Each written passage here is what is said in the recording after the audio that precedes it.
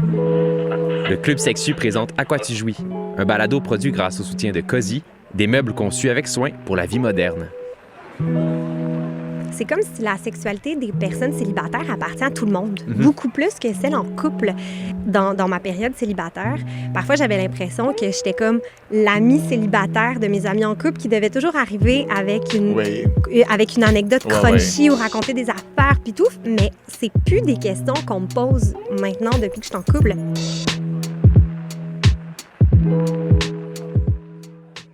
Je parcourais le dossier de recherche que Jeff a fait pour l'épisode Sexe et célibat.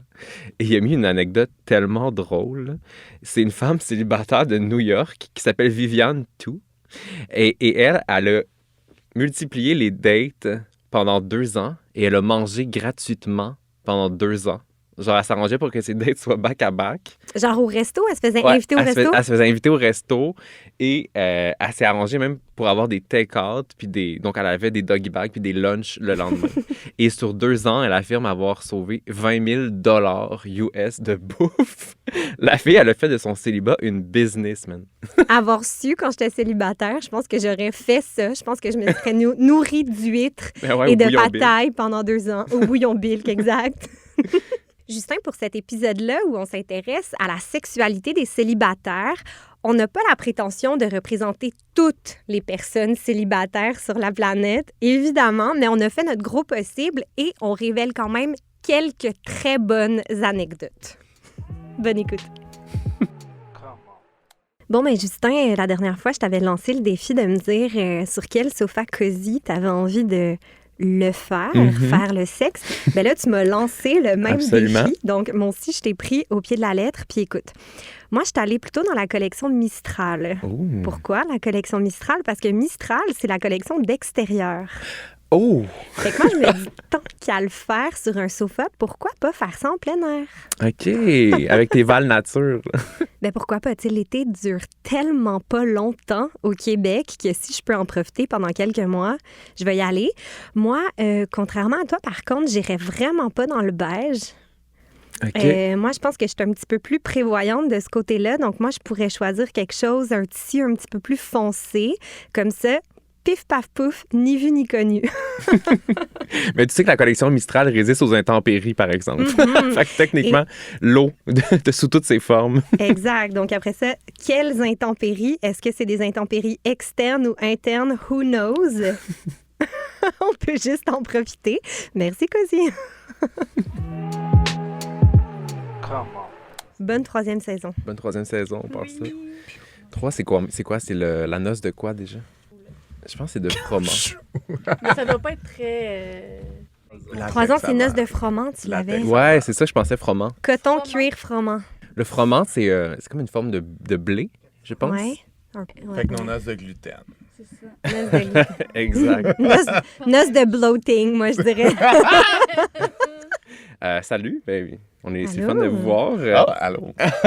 Oui, c'est commencé. Donc, on est avec Sarah Mathieu et Charlie Morin. Donc, c'est le moment fatidique où je vous mets la face dans votre bio pour que vous voyez tout ce que vous avez fait dans votre vie. Alors, Sarah, tu es chercheuse en santé sexuelle pour le club et aussi dans la vie. Tu es membre du CA du Club Sexu également. On t'entend régulièrement dans les médias, notamment à l'émission Pénélope. Tu es aussi créatrice du Club Solo, une application web qui cartographie les plaisirs solitaires. Club Solo, c'est terminé malheureusement, mais ça a été quand même vraiment un très beau projet qui t'a d'ailleurs valu le titre de Queen Branlette. En effet. Mais là, ça fait 3 fois que tu viens au balado, puis je pense que c'est l'heure de te rebaptiser.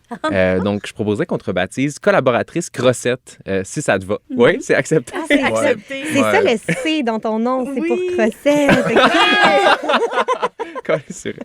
Charlie, t'es travailleur social, devenu podcasteur et humoriste. T'as grandi dans une famille homoparentale qui influence beaucoup tes références en humour. Tu mentionnes souvent tes super mamans lesbiennes. T'as beaucoup parlé de tes mamans lesbiennes, d'ailleurs, à ton passage au show d'humour du Club Sexy, Friends with Benefits. Donc, t'es venu lors des 2 éditions. Les 2 fois, ça a été super bon. C'est tellement le fun. Tes numéros, vraiment bravo. Pour ce qui est de ton passage, ta trajectoire de podcasteur, t'as co-animé pendant 4 ans le podcast 2 Fifs le matin. Yes! Qui est vraiment un podcast culte. Vraiment, là, c'était Self-Proclaim, une radio poubelle homosexuelle de gauche. That's it. Et c'est fini, malheureusement, de FIF le matin. Mais ça a été vraiment 4 belles années. Bravo. Tu co-animes maintenant la Cour à Scrap, qui est un podcast mécanico-culturel qui sert les boulons de la culture keb. C'est produit par Pivot Média. On est les mécaniciennes de la vieille minoune qu'est la culture keb, où on fouille, puis on la travaille, puis on sort des pièces, puis on vit de la nostalgie. C'est le fun. On vous reçoit aujourd'hui pour parler de sexe et célibat. Comme toujours, quand je me prépare pour une émission, j'aime bien aller du côté de l'étymologie pour comprendre d'où ça vient, notre rapport avec les mots. Et donc, l'étymologie du mot célibat, c'est particulier. Ça vient du grec célibatus. Et le so, il vient du sanskrit eka. Et le eka veut dire borgne ou qui n'a qu'un œil. C'est fou, hein? Comme si le mot célibataire voulait dire voir moins clair, être incomplet. Donc, génial. Et donc, dans ce grand flou-là qu'est le fait d'être borgne, je propose qu'on essaie d'y voir un peu plus clair, si vous voulez bien. Et quand on dit voir plus clair, on peut commencer par se mouiller. On va commencer par faire notre coming out de célibat. Donc, j'accepte de commencer, de me mouiller. Parfait. Mouille macho. Au moment où on se parle, ça fait 1 an et demi que je suis en couple. Et avant ça, j'ai été célibataire pendant près de 8 ans. Donc, était un célibat super riche, plein d'expériences super enrichissantes, challengeantes, mais très riches et très belles. Ouais. Moi, je dirais que... En fait, j'ai fait l'exercice mental avant de venir ici. Dans les 15 dernières années, j'ai été célibataire 1 an. Maman. Et donc, j'ai été en couple 14 ans dans les dernières années. Wow! Fait que là, je suis en couple en ce moment depuis presque 2 ans. Mais non, je suis un en couple endurci, si je peux dire. Pourquoi est-ce que je m'enfuis de quelque chose? Est-ce que j'ai un idéal problématique? Qu'est-ce que tu veux? Je suis bien en couple. Toi, Charlie? Moi, je suis célibataire. Ça doit faire plus que 6 mois en ce moment. Mais avant ça, j'avais été célibataire pendant comme 5 ans. Puis, tu sais, célibataire où j'étais comme vraiment bien là-dedans. Ma dernière relation était un peu arrivée par surprise. Moi, il y a 2 manières de se mettre en relation avec moi. Soit me faire à croire qu'on est fuck friend pendant assez longtemps pour que je catch feels. Ou vivre carrément dans une autre ville. Fait que, moi, j'étais du genre, pendant mes 5 ans de célibat, à dire que je daterais jamais un gars qui habite à Verdun, puis finalement, je me suis trouvé un chum à Buenos Aires, en Argentine. Fait que, c'est ça. Des fois, on dit bien des affaires. Charlie, tu te définis d'ailleurs comme single and slutty et notoriously horny. Pourquoi j'ai cette info-là? Je l'ai. Donc, si je comprends bien, tu vis ton best life quand tu es célibataire. Ben, l'affaire, c'est que moi, j'arrêterais pas de vivre cette vie-là étant en couple. C'est-à-dire que je suis pas moins horny parce que je suis en couple, puis moi, je suis pas du genre à avoir des relations monogames non plus. Je suis plus du type relation ouverte. Fait que t'es moins du genre à tracer une ligne super claire qui oppose. Dans le fond, le couple et le célibat, c'est pas forcément des opposés pour toi. Ouais, c'est ça, la notion de couple, comment que se mettre en couple est donc ben un idéal à atteindre ou quelque chose, parce que je veux dire, on s'entend, là, dans la culture pop, il y a des chanteuses qui ont bâti leur carrière au complet sur nous faire vivre des peines d'amour qu'on n'a même pas vécues. Tu sais, c'est-à-dire que si on veut dab dans la nostalgie puis dans des choses, juste des références culturelles qui nous font vivre des choses, que ce soit des rom-coms ou des séries, des chansons, il y en a plein pour nous faire soit nous sentir mal d'être célibataire, soit nous faire nous ennuyer de gens avec qui on a été, des trucs comme ça. Tandis que pour être content d'être célibataire, on a quoi? Genre, on a Hugo Lapointe puis Laurie. C'est comme... Ouais. Mais je trouve ça intéressant ton idée d'un trope culturel qui revient beaucoup. Après ça, t'avais les Pussycat Dolls en 2005 qui disaient I don't need a man. I don't need a man. Comme dirait Miley Cyrus, I can buy myself flowers. That's it. That's it. Puis avant de rentrer dans toutes ces spécificités-là, Sarah, je serais curieuse que tu nous fasses une espèce d'état des faits. Ça ressemble à quoi la perception du célibat aujourd'hui, en 2023? Est-ce que c'est bien perçu ou au contraire, est-ce qu'il y a un poids encore hyper lourd que les célibataires traînent? D'abord, si on se penche du côté des statistiques, on voit quand même qu'il y a une croissance importante des personnes juste qui vivent seules. De point de vue juste de nombre, là, on est autour de 15% au Canada. Puis le Québec, c'est grand champion. Je pense qu'on est près de 20% des personnes qui vivent seules au-dessus de 15 ans. On a encore des moyens à Montréal pour l'instant. Mais c'est ça. Il faut le mettre en relation avec le coût des logements, clairement, les appartements et tout ça. Ça a été prouvé. Puis là, je dis ça, je parle à travers mon chapeau. Je peux pas te sortir l'étude. Mais ça aurait l'air, dis-moi si ça a de l'allure, que un des plus gros déterminants de si des gens vont soit se mettre ensemble ou rester ensemble, c'est le facteur économique. S'ils font la même quantité d'argent, c'est-à-dire que c'est super difficile de dater class, tax bracket. En fait, en général, on date vraiment des gens qui nous ressemblent dans notre classe. Tu sais, les contraires s'attirent, c'est l'exception. Ouais. Fait que, évidemment, il y a plus de personnes qu'il y a 20 ans, 30 ans qui vont se définir comme célibataires. Après, quand on creuse un peu plus du côté des perceptions, je pense que Charlie en évoquait plusieurs, ça reste que le modèle dominant, soutenu aussi par plein d'institutions, là, l'accès au prêt, l'accès à la propriété. C'est pas juste une question de perception dans notre famille qu'on va souper à Noël. On soutient le couple. Il y a vraiment une hégémonie et ça touche davantage le couple hétérosexuel que d'autres formes de couple. Et donc, toutes les configurations, dont le célibat, qui viennent un peu challenger, mettre au défi le couple hétéro, ben, sont perçus, on pourrait dire, comme louches ou potentiellement menaçants même pour l'institution qui est le couple. Donc, les personnes célibataires, soit elles nous divertissent, mais aussi elles sont potentiellement des gens qui peuvent venir court-circuiter les couples. Donc, on pourra explorer ça, mais clairement, ça fait vraiment partie des représentations qui habitent les personnes célibataires et donc qui vont jouer sur notre rapport au bonheur, à la satisfaction et tout ça. Puis, je pense que c'est très important de distinguer le célibat choisi du célibat subi. Parce que, quand on entend justement des genres de « I don't need a man », on est plus dans un célibat choisi, mais il y a des gens qui aimeraient vraiment ça, rencontrer leur personne, et qui n'y arrivent pas pour une tonne de raisons. Puis c'est vraiment pas la même chose, j'ai l'impression, la charge émotionnelle de ça. Fait que, je pense que d'un côté, t'as l'empowerment, puis de l'autre, t'as un petit peu quelque chose comme une amertume ou une tristesse. Fait que c'est pas... qu'est-ce que ça change sur l'état d'esprit? Je veux dire, il y a des communautés, comme les incels, qui veut dire exactement célibataire involontaire. Puis là, il y a vraiment plein d'archétypes de célibat involontaire. Mais il y en a qui en font même une identité. Il faut toujours se demander, la souffrance associée au célibat, est-ce qu'elle est parce qu'on est tout le temps en confrontation avec la norme qui nous oppresse à répétition, ou c'est vraiment parce qu'on a un souhait de connexion puis on n'arrive pas à y répondre, puis une connexion qui est romantique.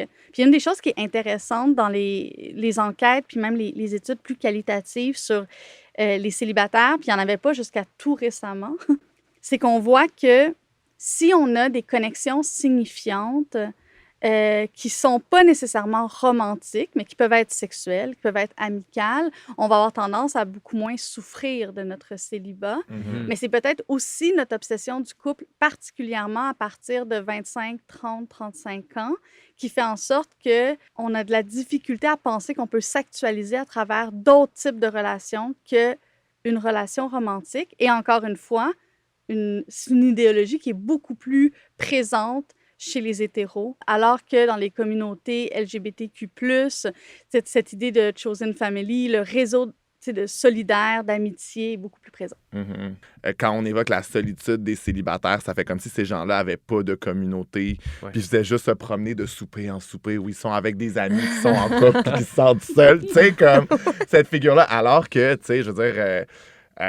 je trouve que l'important, c'est de se sentir connecté à d'autres humains, peu importe la nature des relations. Puis pour ce qui est des besoins sexo-affectifs, ça va se chercher ailleurs aussi. Puis ça va, j'ai l'impression aussi que ça, c'est un gros truc qui pèse sur les célibataires, le truc de comme, à un moment donné, la whole phase, c'est supposé être une phase. Tu peux pas être quelqu'un de comme ça, qui aime ça, juste comme rencontrer des nouvelles personnes pour t'adonner à des activités sexuelles avec eux autres. Genre, hook-up, c'est supposé être quelque chose de une phase d'exploration qui est circonscrite dans le temps, entre deux choses. T'sais. C'est vrai qu'on entend souvent ça des gens qui sortent de relations qui sont comme « J'ai jamais vécu, moi, ma phase là, où je vis des affaires. » Oui, puis t'es comme « Go off, Camille », mais tu sais, ça peut aussi être un état d'esprit. Ça peut durer 10 ans, là, ta whole face. Puis c'est ça, tu sais. Ce qui est compliqué, c'est qu'avec le couple vient des compromis. Puis ne pas faire de compromis est beaucoup plus confortable que faire des compromis. T'sais, moi, j'ai de la misère à vivre avec le fait que quelqu'un sur Terre saurait tout le temps où je suis, ce que je fais, puis genre comment j'occupe mon temps. T'sais, moi, c'est... T'sais, quand tu disais les gens qui vivent seuls sont en hausse, moi, je suis comme... Moi, j'ai beau être en couple depuis 5 ans, je vis seul. Je garde mon appartement, je n'emménagerai jamais chez quelqu'un. Voyons! Mais c'est vrai que la distinction entre subi et choisi, c'est vrai que dans mon expérience, elle n'a pas toujours été si claire non plus. C'est vrai que je me sentais pas dans une espèce de salle d'attente de couple. Mm-hmm. J'étais pas en train de faire du temps en attendant de rencontrer the one, c'est la personne qui allait m'extirper de mon célibat. Mais c'est vrai qu'à un moment donné, mon état d'esprit était peut-être plus ouvert, tu sais, à cette forme de rencontre-là, de quelque chose de plus engageant. Mais justement, ça me fait réaliser que dans la culture pop en général, puis dans notre imaginaire collectif, c'est super dichotomique. Tu sais, il y a l'image de Bridget Jones qui mange de la crème glacée avec des pantoufles en Fantex. Puis de l'autre côté, il y a la personne qui accumule les one night, qui est sur toutes les apps de rencontres, qui sort jusqu'à 4 heures du matin un lundi. Mm-hmm. Comment ça se fait qu'on a à ce point-là une image aussi opposée? Puis qu'est-ce qu'il y a entre les deux, tu sais? Oui. C'est peut-être en lien avec un besoin d'étiquette par rapport à nous-mêmes, mais souvent aussi par rapport aux autres qui nous poussent à nous définir, à nous catégoriser. Et donc là, on en vient à, avoir à justement faire un coming out de célibat ou pas, mais par la suite aussi à force de le justifier, ou d'avoir à répondre à des questions sur comment ça se fait que tu es encore célibataire, ou au contraire, tu sais, comme « t'es déjà en couple ». Un genre de « voyons donc, belle de même, qu'est-ce que tu fais de seule? » c'est allé vite, t'es déjà en couple. Il y a comme pas de bonne réponse. C'est ça aussi, le célibat ou ces archétypes-là, ils sont hyper liés à des âges aussi. Donc, se mettre en couple monogame, sérieux, très tôt, trop tôt, soit quand on rencontre quelqu'un, quand ça va vite, là, les gens vont être comme « il faudrait tester la marchandise avant de... » ou très tôt en âge aussi, où ils sont comme « mais t'as pas envie de profiter de ta jeunesse. » Mais là, à partir de la trentaine, là, ça change. Là, au contraire, il faudrait arrêter de niaiser. Ouais. Mm-hmm. C'est là où on projette beaucoup sur des personnes célibataires, tu sais, de l'immaturité, des difficultés liées à l'engagement. Un manque de sérieux. Exactement. C'est vrai. Non, donc, à 31 ans, t'es pas supposé frencher, t'es supposé penser à te reproduire. Ah, mais oui, la fameuse... mais complètement. Là, pour les gens qui n'ont pas compris la référence, ça vient de Occupation Double. Oui, Sabrina d'Occupation Double. C'était quoi? C'était au BC cette année-là? Qui avait dit ça d'une fille qui s'appelait Audrey, qui avait 31 ans, qui disait qu'elle aimait Frencher, puis Sabrina, 23 ans, trouvait que ça avait donc pas dans l'autre, parce qu'à 31 ans, on pense à se reproduire. C'est ça, t'es pas censé Frencher, t'es censé te reproduire. Ouais. Mais ça, c'était un exemple incroyable de cette projection-là, basée sur l'âge et sur les étapes de vie très normatives. Exactement, puis liée au genre aussi. Donc, comme on le disait tout à l'heure, à partir d'un certain âge, et c'est intimement lié à la reproduction. Beaucoup de monde ne demanderont jamais à cette personne-là, t'es-tu bien, tu sais, dans ta vie? Est-ce que t'as envie d'être en couple? Est-ce que ça t'intéresse?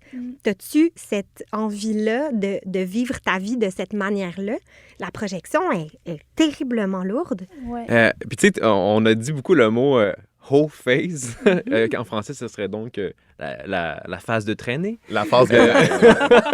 Mais ça me fait penser, est-ce que réellement l'activité sexuelle est corrélée au célibat? Sarah, autrement dit, est-ce que les célibataires ont plus ou moins d'activité sexuelle? Est-ce que c'est sur papier? Puis avant de venir au podcast, je suis retournée visiter des études plus récentes aussi là, en essayant d'enlever celle de la COVID, là, parce que là, il y a beaucoup d'injustices qui s'est créées à ce moment-là. Beaucoup d'injustices et beaucoup de dildos qui se sont vendus. Ouais. Voilà.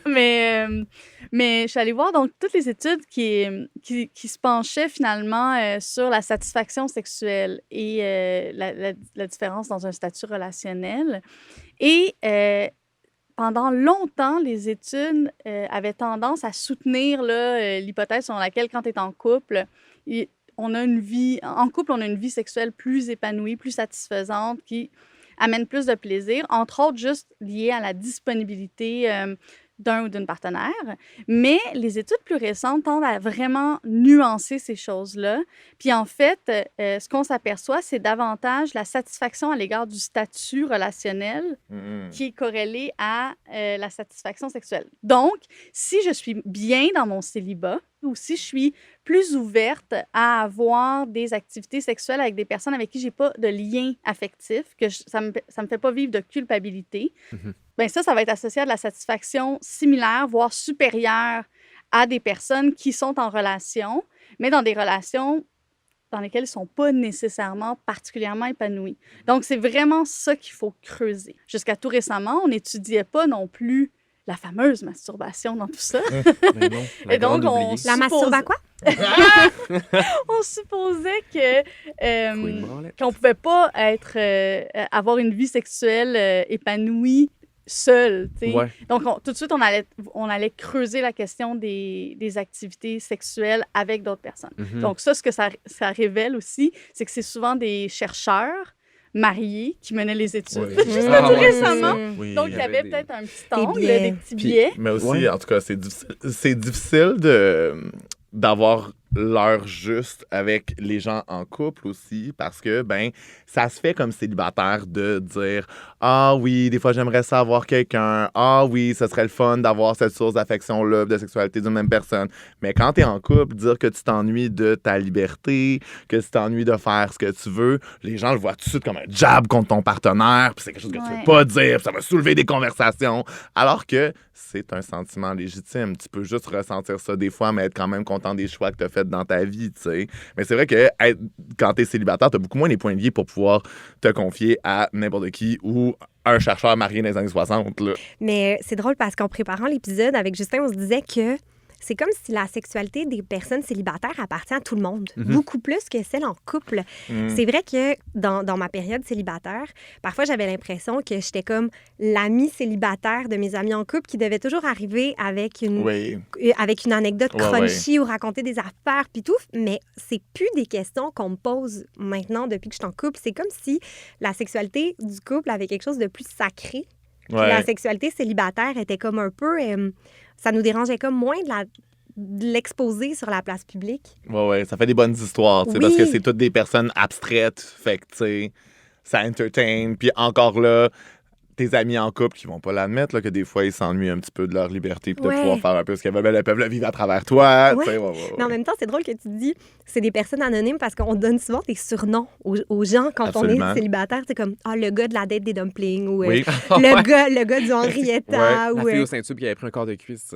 Puis tu sais, tant qu'à parler un peu de la sexualité un peu nichée de nos amis célibataires. On dirait qu'un des aspects de la vie des célibataires, c'est les hook-up ou les one-night, qui sont comme ces espèces d'histoires sans lendemain, histoires d'un soir. Puis on dirait que dans l'imaginaire collectif, encore une fois, les one-night, c'est full voué à la déception, une espèce de truc, un coup de vent que le lendemain, t'as mal à la tête, t'es comme « qu'est-ce que c'est ça? » Mais est-ce qu'un one-night, c'est voué à la déception? T'sais? Oui, une chose que j'adore avec les one-night... c'est qu'ils s'en vont en m'amener. Ça, c'est le fun. Un one night qui colle. Mais oui, non, quand il colle, mais je veux dire, on développe des techniques aussi là, pour comme faire comprendre. Ah, ma grand-mère vient déjeuner. Mais pour vrai, c'est pas si mal que... Pour vrai, avoir de l'excellent sexe avec quelqu'un qui s'en va et qui ne devient plus une responsabilité ni émotionnelle, matérielle, quoi que ce soit. Je suis juste comme, yes, ciao. Donc, le bon côté de cette affaire-là, c'est ça permet une distance, dans le fond. Ouais. Puis probablement aussi que ça peut être associé à une zone de liberté pour certaines personnes par rapport à certaines pratiques sexuelles qu'on pourrait avoir avec quelqu'un, justement, qui ne fait pas partie de notre cercle, qu'on n'a pas de crainte, que l'anecdote va se rendre quelque part à quelqu'un. Puis c'est une des raisons pourquoi, dans des contextes de festival, dans des contextes de voyage, bien justement, on va se permettre davantage ces expériences-là. Mais c'est quand même drôle que d'emblée, on se dise qu'il y a plus de chances ou de risques que ça se passe, que ça soit bof, que ce soit planant, un one night. Puis je me dis que les personnes qui sont impliquées dans un one night, les deux ou plus, c'est une drôle d'approche ou d'attitude, alors qu'on pourrait, on pourrait clairement donner notre maximum, tout le monde. Oui. En profiter. Oui, mais it's giving les histoires qu'on dit aux femmes pour qu'elles trouvent ça normal que leur sexualité soit pas satisfaisante. Il y a pas quelque chose qui relève de ça. Est-ce que, dans le fond, t'as pris le shooter suffisant pour aller te faire zigner toute la soirée? Pourquoi accepter ça? Alors qu'on pourrait tous avoir plus de plaisir, puis jusqu'au lendemain matin, avec l'anecdote d'une grand-mère qui vient déjeuner. Aussi. Pas besoin de cuddle, là. Tu peux... Voilà. C'est ça, là. Après mon deuxième bâillement, pick up de cul, puis commande le Uber. Il n'y aura pas de toast au beurre de fil. Non! Le bénédictine attendra. On travaille en éducation à la sexualité avec des ados, depuis plusieurs années, on retravaille à changer l'imaginaire entourant les premières fois, puis en disant que c'est pas obligé d'être quelque chose, une espèce de passage obligé pas tant le fun. Je pense qu'on a ce travail-là à faire aussi pour les One Night, de manière à ce qu'on puisse tous et toutes en profiter. C'est vrai que le slut-shaming peut quand même être présent, surtout quand, moi, j'avais une image comme réaliste des One Night, là, c'est-à-dire ça peut être de la merde comme ça peut être super, mais je veux dire, un couple aussi, ça peut être de la merde puis ça peut être super. Mais c'est vrai que, pour... il paraît, mais c'est vrai que pour redorer l'image des One Night, il y a quelque chose de tellement beau, je trouve, dans la rencontre, la séduction, l'espèce de danse à deux qui mène à une relation sexuelle qui va peut-être être intéressante ou qui le sera peut-être moins, tu sais. Ouais. Mais c'est vrai que de donner une meilleure image du One Night, je trouve que ça aiderait tellement à être déculpabilisant, puis à, justement, je trouve, en fait, ce que j'essaie de dire, c'est que je trouve qu'il y a beaucoup de beauté dans l'éphémère, tu sais, puis qu'on n'en parle pas assez de ça. C'est comme si on accorde une beauté à ce qui dure dans le temps, puis ce qui est engageant puis sérieux, alors qu'il peut y avoir une grande grâce et une grande beauté dans une rencontre qui dure quelques heures. On a tellement plus de respect pour un couple qui reste ensemble malgré tout de l'acharnement romantique que j'appelle, que quelqu'un qui a un one night vraiment incroyable. On dirait qu'on va encore plus respecter ce couple-là qui malgré tout perdure. Alors que c'est surtout que nowadays, on s'entend que les gens ne restent plus dans des couples dans lesquels ils ne veulent plus rester toute leur vie juste parce que c'est vrai que vos amis sont hétérosexuels. N'empêche que c'est pas vrai que les gens se marient et restent toute leur vie avec la même personne dans quelque chose d'insatisfaisant. Je pense pas que les gens quittent instantanément des relations insatisfaisantes. Je pense pas non plus que c'est une recette gagnante dès qu'on vit de l'insatisfaction de faire comme OK, à la poubelle, m'en trouver une clé en main. Je pense que ça fait un peu de travail. Mais n'empêche que t'as intérêt à plus travailler sur ton couple puis à t'engager dans une communication puis à vouloir le travailler parce que c'est plus un oubli. On a le droit de divorcer. Là. De même, on se marie plus. Je veux dire, on se donne la latitude de quitter des relations quand on les veut plus. T'sais.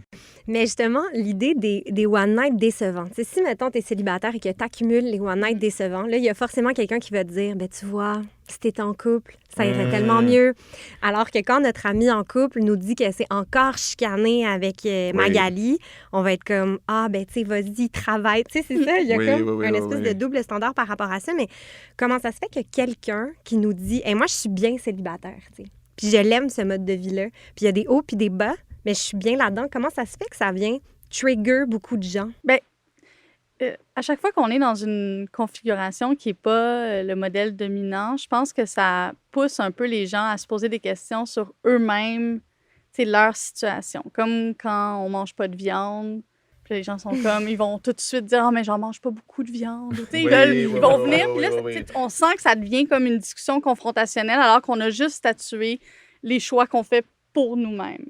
Donc, le célibat, ça a tendance aussi à susciter ça.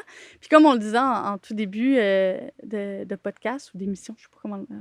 Notre discussion, là. L'émission. C'est un programme. Le programme. Le programme. Il y a aussi la question des célibataires qui sont vus comme des menaces potentielles, particulièrement parce que c'est en lien avec le fait qu'on a beaucoup de difficultés à croire aux amitiés mixtes. Encore une fois, dans une dynamique hétéro, parce que ça semble pas être tant un problème chez les personnes Moi, je vous dis, les filles, queer. prenez pas de chance. Hey, barre en bas, Charlie, va dans le cellulaire de ton chum, bloque-moi. Wow, le The matou. most dangerous The most dangerous célibataire in town. Mais c'est quand même fascinant de voir comment on va même questionner la pertinence des amitiés. On va dire, mais là, à quoi ça sert une amitié adulte, mix? C'est sûr qu'il y a un danger associé. Alors que moi, un homme qui a aucune amie de femme, a flag. Voyons. T'es pas capable de considérer qu'une femme peut t'apporter quelque chose extérieurement au fait de la dater, qu'elle te donne du travail émotionnel, puis genre d'avoir du sexe avec elle. Ouais. Comme c'est quoi ton deal, là? Moi, je suis comme major flag, là. Il y a quand même une hiérarchisation des types de relations. On a quand même l'impression qu'un chum et une blonde, c'est pas le plus haut dans la hiérarchie des relations qu'on peut bâtir avec les gens qu'un ami ou un amant, ou une amante. Le couple, c'est comme en haut de la pyramide. Ouais. Wow, t'as réussi à cristalliser une relation, alors que l'amant ou l'ami, même les amis, on dirait que ça va tellement de soi. On dira jamais haut et fort à un souper de famille, j'ai tellement une belle amitié avec Sarah. Tout le monde est comme, OK. Oui, puis on adhère. Mais je pense que ça montre à quel point on adhère encore beaucoup aussi à The One, là, à cette personne unique qui va répondre à la grande majorité de nos besoins, puis que ça s'articule dans le couple. Et donc, c'est dur de dire qu'on a plein de petits One. Ouais. Il y a encore aussi beaucoup de discours entourant le nombre de partenaires sexuels qu'on va avoir à vie, puis une certaine perte de valeur, parce que justement, si on garde The One, puis c'est quelque chose de spécial et de précieux, puis qu'on est vraiment dans cette façon de voir les choses-là, bien, c'est sûr que si on cumule les partenaires, ça devient un petit peu conflictuel comme croyance. T'as-tu une statistique pour la moyenne des partenaires qu'une personne va avoir dans une vie généralement? J'ai pas ça sous la main, mais chez les jeunes adultes, là, on n'est vraiment pas dans des nombres très élevés là, de l'ordre de 4-5 partenaires. Puis, même dans l'échantillon de Pixel qui a été fait il n'y a pas si longtemps, chez les 18-25 ans, on était dans du 1-2 partenaires. Ce qui est surprenant par rapport à l'idée qu'on se fait de la jeunesse délurée. Ben, moi, comme humoriste, j'ai un gag que je fais devant des crowds queer, devant des crowds straight, puis les réactions sont absolument tellement différentes. Mais quand je dis aux gens que la stat, c'est que les gens ont en moyenne de... moi, j'étais généreux, puis je disais 5 à 6 partenaires dans le courant d'une vie. Une crowd straight est comme... Une crowd queer, ils sont comme... Excuse-moi! Là, je suis comme, oui, on n'est tous pas un échantillon représentatif, ça va, tu sais. Mais clairement, ça va nuire à profiter de son célibat que d'être préoccupé par ces choses-là. Il y a une certaine figure que j'adore. Dans mes cours en littérature, on l'a beaucoup abordée, qui est la figure de la vieille fille. Dans les romans du 19e siècle, surtout chez Zola, chez Balzac, la vieille fille était cette espèce de personnage pivot qui refusait toutes les normes sociales et qui était un peu comme le fou du village à l'époque, là, qui venait tout contrebalancer l'équilibre. Et des fois, ma mère a dit ça à propos de mon cousin de 45 ans qui vit encore chez sa mère. Il dit, pour moi, il va faire un vieux garçon, lui. Il va faire, comme on dit, il va faire un médecin ou il va faire un docteur. Puis, profession vieux garçon. Profession vieux garçon. Yes. Puis je trouve ça vraiment fascinant, cette figure-là. Profession vieux garçon. Ouais. Je pense que Martin Perizzolo, il y a un show là-dessus. Ouais, c'est vraiment épouvantable. Je peux pas je l'ai nommé. Ça pour dire que la figure de la vieille fille, c'est comme cette célibataire endurcie là. Puis il y a une journaliste qui s'appelle Marie Coq qui a écrit un livre qui s'appelle Vieille fille, une proposition. Elle écrit, on a l'idée que c'est une femme qui n'a pas été choisie, qui a une vie sans histoire, sans relief.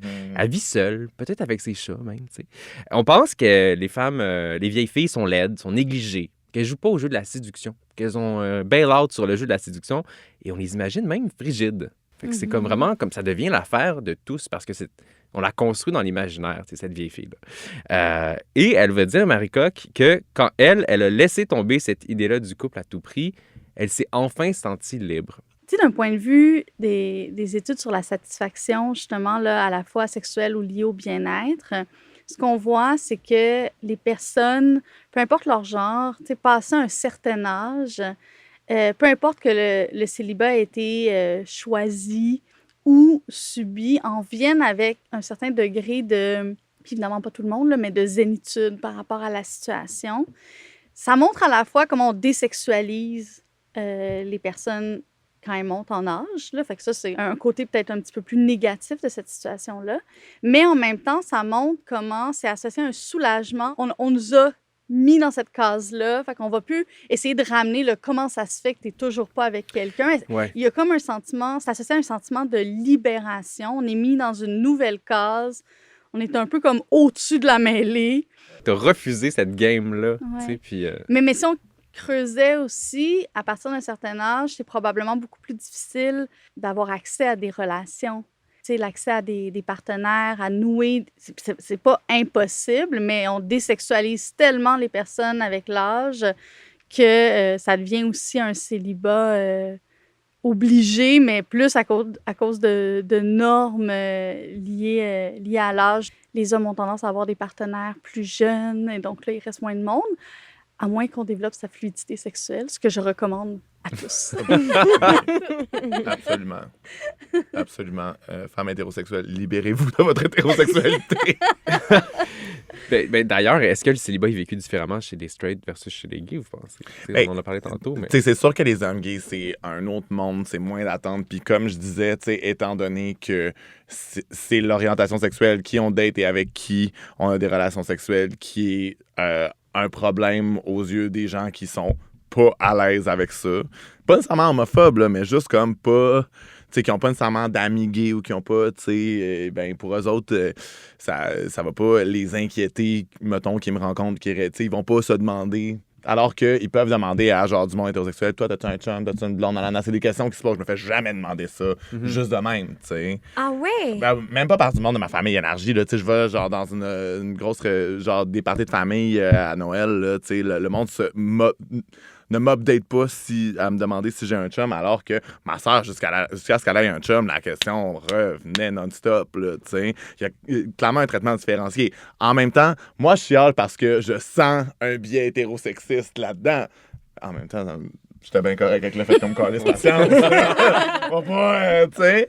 Mais le fait qu'on n'a pas beaucoup de référents non plus culturels médiatiques, de romances de tendresse entre hommes, le fait aussi que c'est la sexualité qui est plus facile à obtenir pour se lier aux autres, mais qui est aussi que là, les émotions deviennent compliquées quand elles arrivent. T'sais, c'est le fun là, que sur Grindr, ça se passe rapidement avec très peu de communication, mais tu sais, faut que tout se passe rapidement avec très peu de communication aussi, puis des fois, c'est compliqué, tu sais.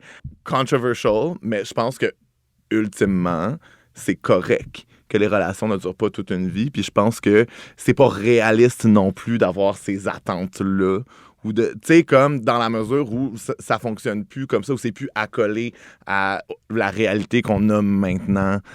On change beaucoup comme être humain, on évolue, nos besoins changent et tout. Puis pour vrai, trouver quelqu'un qui t'accompagne dans tous ces délires-là, génial. Qui évolue avec toi, genre mind-blowing. Mais tu sais, comme attente, c'est beaucoup. C'est beaucoup. Mais moi, mes parents sont ensemble. Excuse-moi. Non, je t'en prie, vas-y. Je veux tout savoir sur tes parents. Oh my God. Okay, mes mères lesbiennes. Fait que mes mères lesbiennes dont je parle très peu sont ensemble depuis genre 40 ans, tu sais. Mais oui, c'est ça, tu sais, super spécial, mais en même temps, ils ont comme traversé ensemble le trauma de genre être outée comme lesbienne au Saguenay, adolescente, de genre déménager à Montréal, de genre, tu sais, elles ont carrément lutté pour avoir un semblant de vie normale, tu sais, elles l'ont comme gagné. Pour elles, traverser tout ça avec quelqu'un, moi je comprends là, pourquoi elles sont encore ensemble, encore amoureuses, intolérables, tu sais, adorables. Mais c'est ça, tu sais, moi je pense que pour la vie que je mène, c'est irréaliste de chercher la même chose, puis je veux pas non plus aussi passer par autant de traumas avec quelqu'un, ouais, encore lisse, là. Fait que c'est ça. Mais en même temps, je pense que les hommes gays pourraient admettre un peu plus leur côté romantique et ne mourraient pas. Moi, je sais que je parlais comme une grosse gadaille tout le long, là, mais j'ai accepté que j'étais romantique dans la vie. Puis je m'en On a fini par craquer le petit côté romantique. C'est un beau coming out. That's it. Moi, c'est comme le contraire. Tu sais, comme j'ai dit au début, j'étais en relation comme l'équivalent de 13 ans dans les dernières 15 années. Fait que j'incarne comme un autre opposé des gays un peu plus casés, mais tu sais, j'ai pas eu l'impression de passer à côté. Tu sais, je l'ai vécu la Grindr game. Bah oui. J'ai déjà fait les hook-ups, puis je sais pas, pour moi, il y avait quelque chose de pas de vide, parce que c'était pas vide, mais de moins nourrissant peut-être que de construire quelque chose à deux. Ouais. Mais effectivement, pour les personnes gays avec Grindr, on pourrait baiser à chaque 2 heures. That's it. Mais c'est ça, mais je trouve ça intéressant que tu parles de comme, OK, moi, la hook-up life, c'était pas pour moi. C'est vrai qu'il y a des gens qui fonctionnent très bien en couple. Souvent, de mon analyse de cuisine, quand t'as commencé à être en couple très tôt, c'est plus facile de retourner dans des relations de couple, tu sais. Mais ça m'amène à une question. Est-ce que le célibat, c'est souhaitable dans une période de sa vie? C'est une bonne question. Peut-être que d'abord, pour développer l'empathie envers les autres, ça serait intéressant que tout le monde ait une petite phase de célibat. Puis comme ça, on peut mieux comprendre et tout. Ouais. Est-ce que c'est nécessaire? Probablement pas, comme le couple. Ça, le couple ne l'est pas. Moi, je trouve qu'il y a quelque chose dans ce qu'on vient de dire qui est important à souligner. Là. Il y a du circonstanciel, il y a comment nous, on est, il y a l'empreinte que laissent peut-être des premières relations. Tout ça vient jouer sur notre aptitude, on pourrait dire, à profiter ou à être bien dans une phase de célibat. Mais je suis sûre que si on questionnait des personnes, la plupart qui ont eu des phases de célibat, tu sais, juste un peu prolongées, là, plus que, disons, quelques mois, je suis sûre que la plupart des personnes rapporteraient avoir appris de ces phases-là, puis des choses qu'ils n'auraient pas pu apprendre autrement. Puis pas juste dans le regard de la société ou des autres sur eux, mais aussi dans la façon dont on se positionne, notre rapport à la solitude, la façon dont on veut investir des relations qui ne sont pas romantiques. Donc, tout ça peut être intéressant. Est-ce que, faut le prescrire à tout le monde? Probablement pas. Je suis pas une grande adepte de la prescription. Il y a des pays où ils font comme une année de formation militaire obligatoire. Une année de whole phase obligatoire au Québec. Tout le monde en même temps, au même âge, on sort de blanc, on est bon pour s'aligner et se mettre en couple, tu sais. Mais sans nécessairement que ce soit une whole phase, tu sais, une... Non, mais genre, j'essaie de... C'est évidemment pas un vrai pitch! Je pensais pas dire cette expression-là. Mais tu sais, mettons, tu sais, on rigole, blague à part, mais tu sais, l'idée de l'autonomie, la solitude, exister ailleurs que dans le regard de l'autre. Ah, mais moi, je le recommande. Le fait de faire ses propres choix. Ouais, controversé, mais je le recommande. Moi, c'est sûr que, tu sais, me faire prendre en pitié par des serial daters, là, moi, je suis comme, mais tu sais, moi, les break-ups que j'ai eus, là, au moins... J'étais comme, OK, ma vie arrête pas là. T'sais, j'ai vraiment de la peine. Puis j'ai eu des break-ups super difficiles, mais je trouve que ça doit être plus tough vivre des break-ups quand tu sais que t'es quelqu'un qui vit plus de relations de couple puis qui cherche plus ça puis qui fonctionne mieux là-dedans que moi, je considère les relations que j'ai comme genre de l'extra puis encore mieux s'il y en a une, mais comme s'il y en a pas, comme... Show must go on, tu sais. J'aimerais ça qu'on adresse un mot aux personnes qui nous écoutent, qui sont célibataires puis qui sont tristes de ça. Peut-être qu'ils sont bien dans le célibat ou pas, mais des gens qui ont hâte de rencontrer la personne avec qui ils vont pouvoir bâtir quelque chose de significatif sur le long terme. Qu'est-ce qu'on pourrait dire à ces personnes? Ben, déjà, on leur dit que les DM sont ouverts. Charmeur! Une des choses que j'aimerais reconnaître dans cette situation-là, c'est qu'en ce moment, il y a un discours comme quoi c'est facile de rencontrer qui est vraiment associé aux applications de rencontres. Alors que c'est pas vrai. Ouais.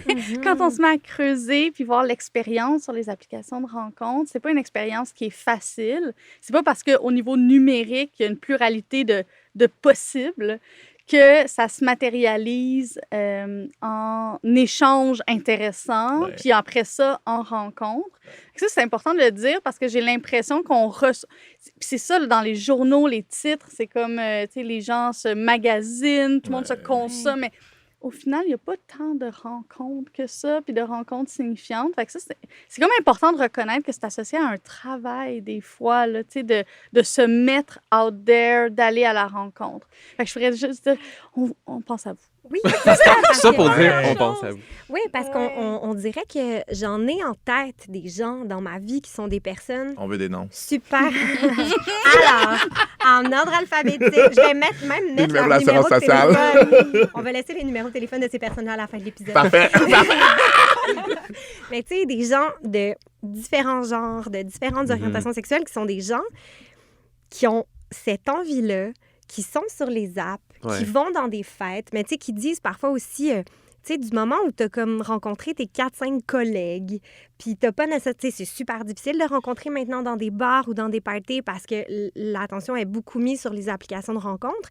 Mais tu sais, des gens qui sont sur les apps depuis 5, 6, 7 ans, qui sont comme un peu tannés de swiper, tu sais, il y a aussi cette portion-là de gens qui sont pas non plus en train de se morfondre chez eux, mais qui ont juste cette envie-là, puis qui ont de la misère à faire des rencontres, le fun. Mais moi, c'est vraiment bouillon de poulet pour l'âme, là, ce que je vais dire, mais moi, j'adore le bouillon de poulet. Je leur dirais, faites confiance à la vie. Puis c'est vrai, honnêtement, c'est sûr que ces personnes-là viennent de dire « Hey, va chier! » Va chier, Justin!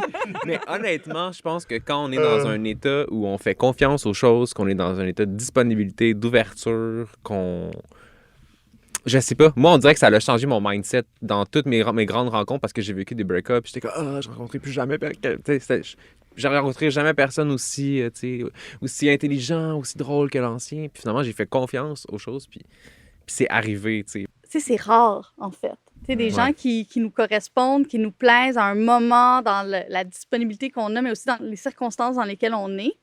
Donc, des fois, il faut se rappeler que c'est quelque chose de rare, même s'il y a comme voyons, tout ce monde-là existe, comment ça se fait que ça fonctionne pas? Puis ça peut susciter de la frustration. Donc, je sais pas si j'aurais fait confiance à la vie, mais au moins... C'est le pire conseil, mais en fait, il voulait tellement dire quelque chose pour moi. Un conseil de cul qui venait du cœur. Dans plusieurs études, ce qu'ils recommandent, ou là où on fait des rencontres auxquelles on ne s'attend pas, puis qui ne sont pas guidées par les espèces de schémas habituels de comme si t'étais une nouille, quelle nouille ça serait, là, puis toutes les pick-up lines. J'ai vu ça récemment, ouais. Oh my God, j'étais genre soba. J'ai demandé ça à mon chum avant hier. Au-delà des pâtes, dans le fond, ça a l'air terriblement cliché de dire, t'aimes l'escalade, va faire de l'escalade dans différents endroits, puis là, tu vas... Mais s'il faut évaluer les choses en termes de taux d'efficacité ou de bonheur possible, c'est probablement plus gagnant. Ça veut pas dire qu'il faut mettre de côté les applications de rencontres qui offrent plein de possibilités aussi. Mais si on est épuisé du travail que ça demande, probablement qu'on peut investir davantage d'autres sphères de loisirs ou d'intérêt, puis il y a peut-être plus de chances de juste être en contact avec des gens nouveaux.